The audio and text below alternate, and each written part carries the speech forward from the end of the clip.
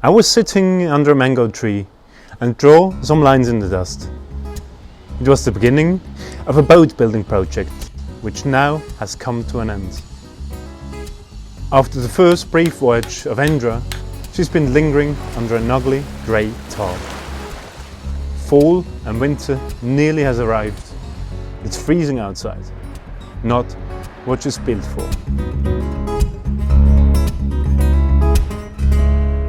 Endra has definitely the aspects of an ice sailing boat, and yet with her rolling sheer and her racking transom she differs much from all the able sailing yachts nowadays. Knocking the hull in the upper hand, the sound of wood, not plywood, not massive planks on frames. Not very common for a sports boat neither. Underneath you won't find a deep set ballast keel. Instead there is a heavy piece of lead right along the keel. Probably not an advantage on sailing upwinds. The shape and construction of Endra follows obviously traditional rules, inspired by the aesthetics of the boat builders at the time. Not one needless edge, just the absolute minimum on a plain deck. A minimalism which came at high costs, all done in lonesome labour with on hand.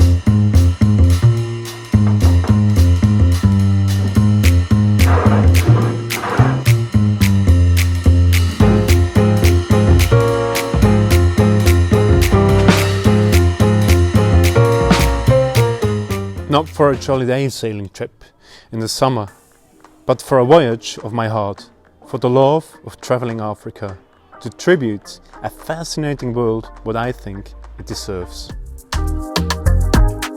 Things are kept functional, a tiny cabin, room is limited, and one would enjoy life anyway outside in these mild waters. A table, benches, a couple drawers suffice.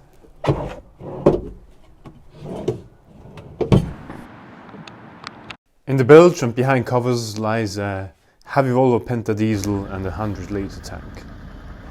The gear is simple, drives a solid propeller, old-fashioned again, but reliable and, if you know about the engine, repairable. A look into the aft bilge shows the machine room, gear, bilge pump, the seacock somewhat hidden, propeller shaft, and that's it. The rig for fore and mainsail holds a mast which can be erected by a tabernacle. And having the wind filling the sails, I saw a couple improvements to consider.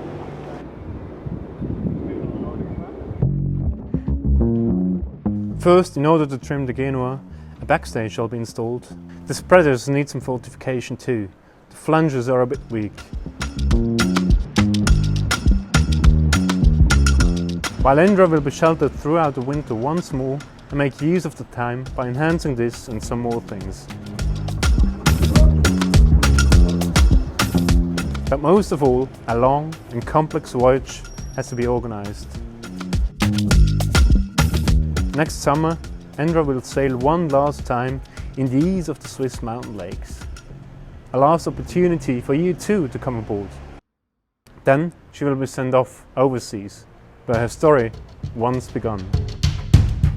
It's the beginning of a new chapter, of rich colours, which I want to catch with better filming and tell a story of an odyssey through a continent of contradiction.